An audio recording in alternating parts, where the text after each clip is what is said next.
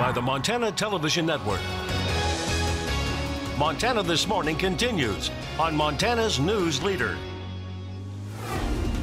A mass shooting in a tiny town.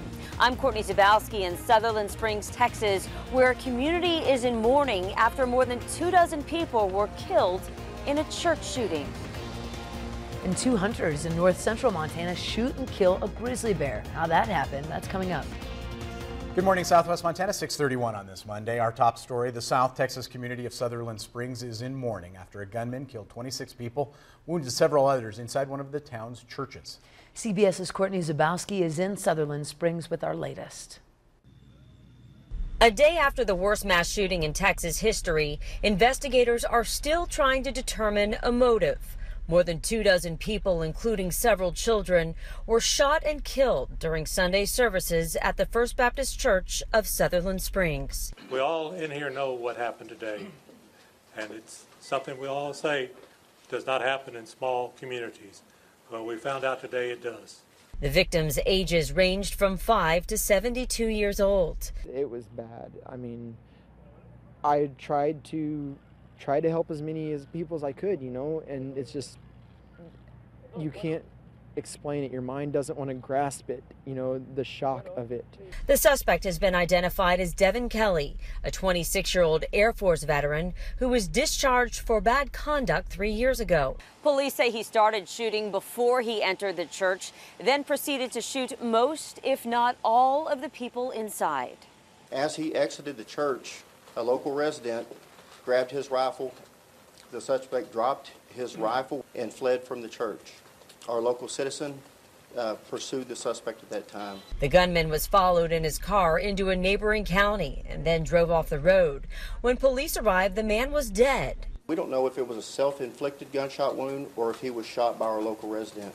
Sutherland Springs is a rural community about 35 miles east of San Antonio. On Sunday, a local resident described it as the kind of place where everybody knows everybody, including the people who were killed. Courtney Zabowski for CBS News, Sutherland Springs, Texas. So we'll be following this story as we get more information, also at 7 right here on CBS This Morning. Meantime, meteorologist Matt Elwell now joins us. Matt, chilly start to our work week out there.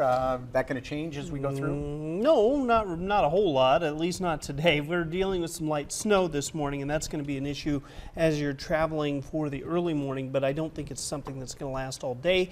That cold snow continues for the early part of the morning. I think the afternoon is where we're seeing the biggest changes in our forecast. We'll talk more in depth about, of course, what you can expect over the course of the next few days. It is going to clear out. We are talking sub-zero temperatures by the time we get into the evening tonight. We'll, of course, break down your complete forecast coming up in just a few minutes. Thank you, Matt. Now 6:34 on this Monday, Saturday afternoon, two men pheasant hunting north of Bynum when a female grizzly bear approached them along with her 3 cubs. Bear charged a hunting dog, which prompted one of the men to shoot in the air and yell at the bear. Bear proceeded to charge at them. At that point, 60-year-old male shot at the bear. Hunters were believed to be in danger but had no injuries. In the state of Montana, it is illegal to shoot a grizzly bear unless it is in self-defense. At first, the bear charged the dog, the hunting dog that was with the party, until the gentleman yelled at the bear, and the bear turned and ran towards the gentleman. The hunter then shot in the air, and the bear kept coming, and so he shot the bear in the chest, and then he shot the bear in the face. Now, once the bear ran away, the men called the authorities. Montana Department of Fish, Wildlife, and Parks is still investigating this incident. A hunter can face up to $3,000 fine or 6 months in jail. Sarmento urges hunters to use bear spray, make lots of noise, and look for bear tracks when folks are out hunting.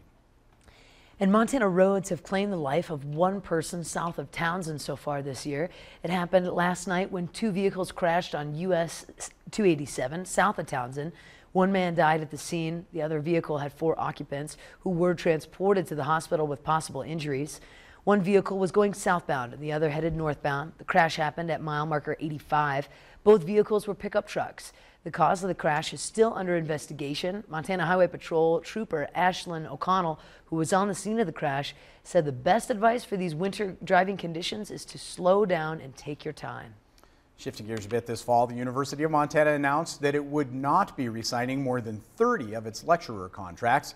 Now, with reprioritization in the works, lecturers are still uncertain of their future at the University of Montana.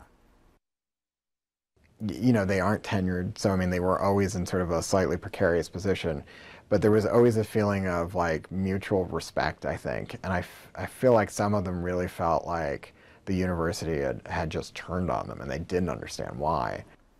Now, according to Banville, even after contracts were extended, there's still a lot to figure out. After the university finishes its reprioritization programs, there could be a need to fill more of these positions, or there could be a need for more cuts. Despite the uncertain circumstances, some of these lecturers continue to put everything they have into educating the students. We're all kind of numb, walking around numb at that point thinking, huh, and then you process it and talk to family and you think, okay, if this is going to happen, I'm not going to crawl into a hole. I'll be the best I can be. My plan for what happens if is to stay and make the change from within, teach our way out of the mess and happily do it. By the way, there will be a final meeting today, 6 o'clock on campus at the Gallagher Business Center. And the Girl Scouts of Montana and Wyoming North Central region had a chance to attend college for a day. In an effort to expose young girls to STEM fields, the Girl Scouts were able to visit Great Falls College at MSU to get hands-on experience. The girls explored ideas of becoming a doctor, a dentist, and even a welder by learning the work from professors and current students. Throughout the day, the Girl Scouts rotated between different stations, taking in all the information they need to shape their future. We want to expose girls at a young age to these opportunities because starting from a young age, girls start believing that there are certain things that girls can do and certain things that girls can't do that only boys can do. And this gives them a chance to see that no, girls can do anything that they want to, that they're interested in. We believe in teaching girls to be go-getters, innovators, risk takers, and leaders. And that can start at any age, as long as they're exposed to it. Now, the group of about 30 Girl Scouts explored career paths of nurses, surgical technicians, dentists, welders, chemists, and wildlife preservers. Well, it was 8 months ago when the Bozeman City Commissioners let former City Manager Chris Kukulski go. At the end of September, they hired Andrea Surratt to fill that position. TN's Morgan Davies recently sat down with Surratt on her third day on the job to find out who she is and why she wanted to move across the country to come lead the city of Bozeman. And Bozeman happened to have a job description that really needed my skill set, and it just seemed like a perfect fit. Andrea Surratt comes to Bozeman from Hickory, North Carolina. Kids grew up in North Carolina, and my husband and I have enjoyed several different communities in North Carolina, but this is a new adventure for us. This was Surratt's third day in Bozeman, and she's already excited to get out and explore. I'm an outdoor hiker, walker, miles at a time. I'm really anxious to get out and experience the trails. Her two children in college are also excited to hit the slopes. My kids were thrilled because they would love to be where you can ski, and so my daughter's at Appalachian State and they're skiing there. My son is very involved in outdoor activities, so he's ready. Being a Clemson alum, Surratt is also a huge football fan and is ready to adopt the Bobcats as her team to cheer for every Saturday. I love football, so I'm a Clemson grad, and so that puts me in the football loving category. But I'm excited to go to a Montana State game, and I'm anxious to get involved in that way too. Hitting the ground running, Surratt is already meeting with people about budgets and, of course, the hot topic, growth. Well, I think all of those decisions take careful consideration. I think the commissioners did that. The rules are important, the zoning rules that produce those products, and citizens have absolutely the right to say all the things they like and don't like about projects. Surratt's first commission meeting is Monday, and she encourages you to reach out or to stop by and meet her. And if you see her around town, say hello. In Bozeman, Morgan Davies, MTN News.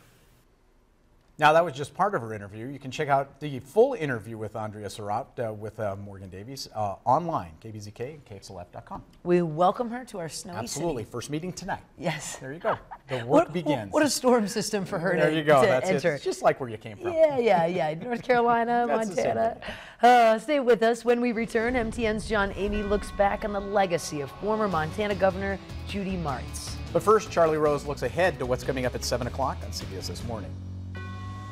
Good morning. Ahead on CBS This Morning, we'll get the latest on the church shooting from investigators in Texas. Plus, we'll talk to Governor Greg Abbott.